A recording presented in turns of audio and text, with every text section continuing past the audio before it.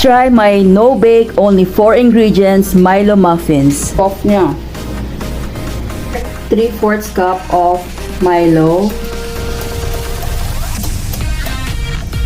Of flour. Yan, sift lang natin. 3 teaspoon of baking powder. So, sift din natin siya.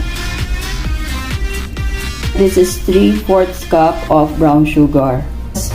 100 ml of vegetable oil. Ayan. Just a teaspoon of vanilla.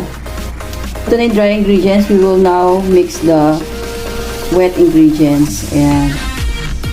Ayan. Gamit ako ng ganitong molder. Gamit ako ng 1 scoop. So, ayan, almond siya. So, you could put nuts.